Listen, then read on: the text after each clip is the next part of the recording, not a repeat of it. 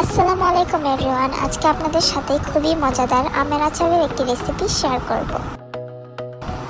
প্রথমেই আমরা এখানে বড় সাইজের 5 কেজি আম নিয়ে নিলাম।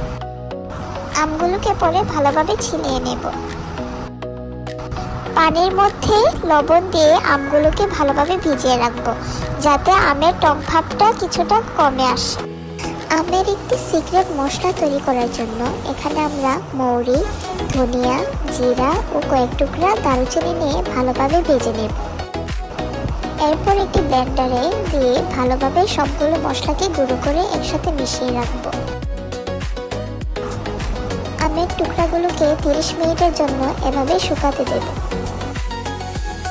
আমগুলোকে বড় একটি ডেকে নিয়ে এর মধ্যে প্রায় 1 কেজি চিনি দিয়ে ভালো করে আমগুলোকে মিশিয়ে নেব।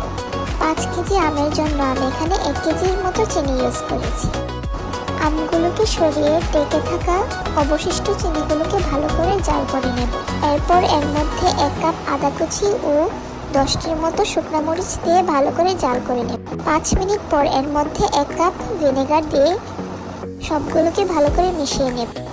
চিনির সিরকাটি একবার জাল হয়ে নিলে এর মধ্যে 2 চা চামচ লবণ, 1 চা চামচ মরিচের গুঁড়া, 1 চা চামচ হলুদ এর গুঁড়া দিয়ে ভালোভাবে মিশিয়ে নেব। এরপর এর মধ্যে সবগুলো আমগুলোকে ঢেলে দেব এবং মশলাগুলোর সাথে ভালোভাবে মিশিয়ে 15 মিনিটের জন্য ঢাকনা দিয়ে ঢেকে দেব।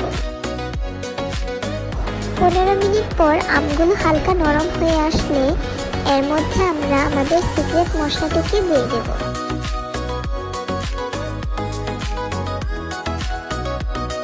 15 মিনিট পর আমের আচারের পানি সম্পূর্ণ শুকিয়ে আসলে আমরা আচারটিকে চুলা থেকে নামিয়ে নেব।